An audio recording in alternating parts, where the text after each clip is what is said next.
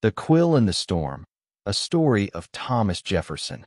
The night the colonies trembled on the edge of destiny, a young Virginian sat alone in a rented room on Market Street in Philadelphia, his candle burning low and his mind burning hotter. Outside, rain struck the shutters with the impatience of history itself. Inside, Thomas Jefferson, tall, quiet, red-haired, and only 33, held a quill that felt heavier than any musket on any battlefield. He did not look like a man chosen to carve the bones of a nation. But sometimes God hands a chisel to the least thunderous voice, trusting him to know where to strike. Jefferson exhaled slowly.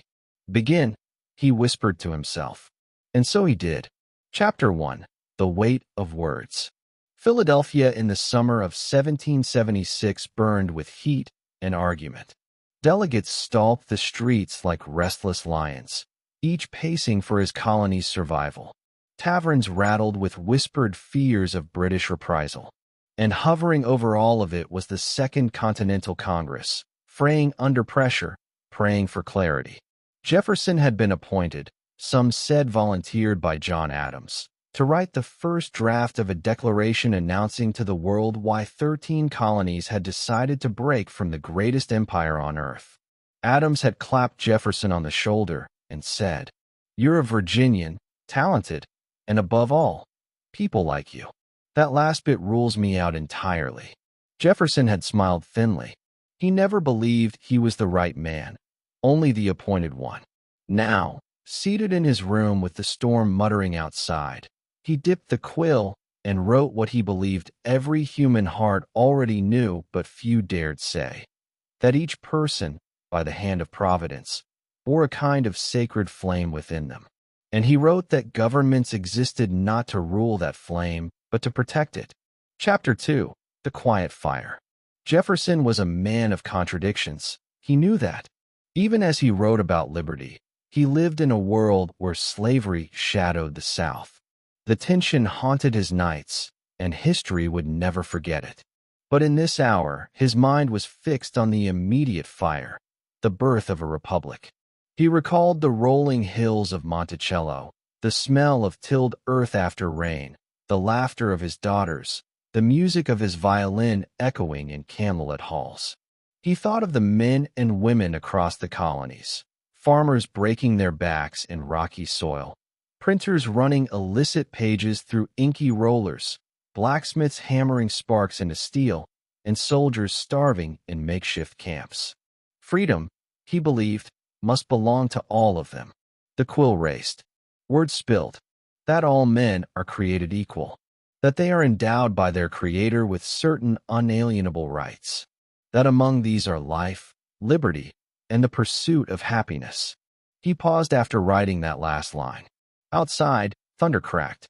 It felt like an amen from the heavens. Chapter 3. The Battle Before the Battle. When Jefferson finally walked his draft into the Hall of Congress, he looked as if he'd wrestled the night itself.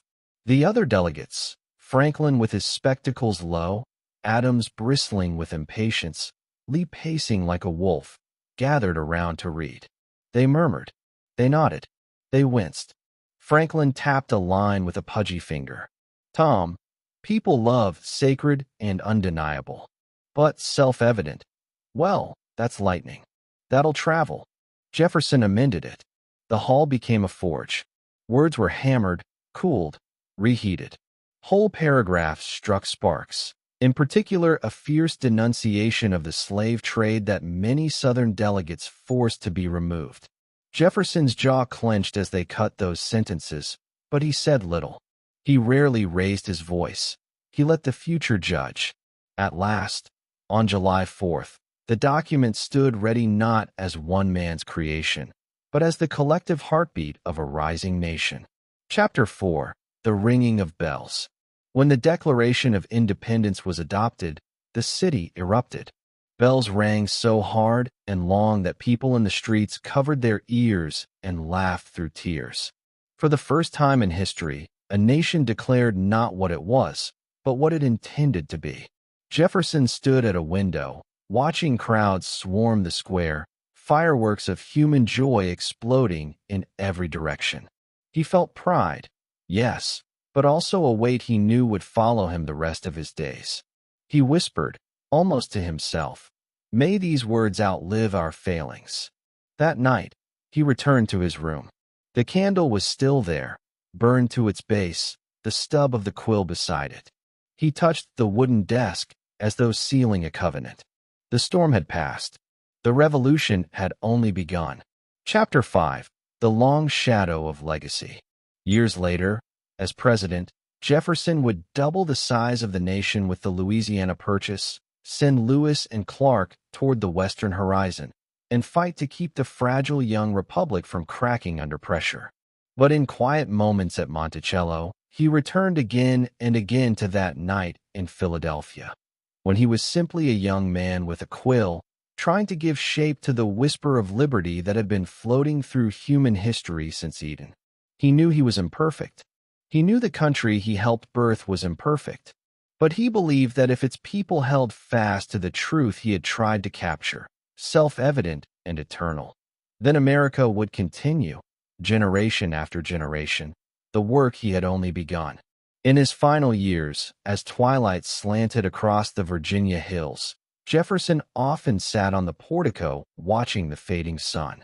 Visitors recalled that sometimes he'd murmur the same three words, soft as a prayer: life, liberty, happiness.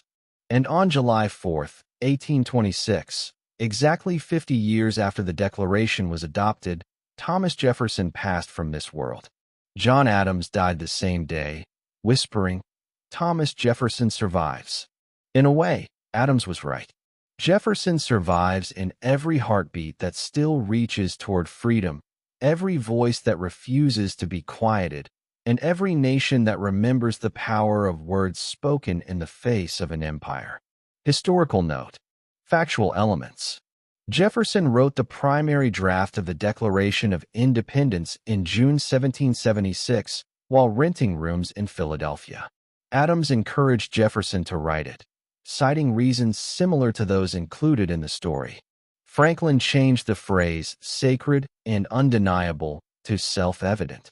Congress removed Jefferson's strong condemnation of the slave trade. Jefferson and Adams both died on July 4th, 1826. Jefferson's accomplishments as president, including the Louisiana Purchase and commissioning Lewis and Clark, are historically accurate. Dramatized elements. The internal monologues, conversations in his room, the storm, and specific phrasing of interactions are fictionalized for narrative effect. The depiction of public celebration and Jefferson's reflective moments are dramatized but consistent with historical context.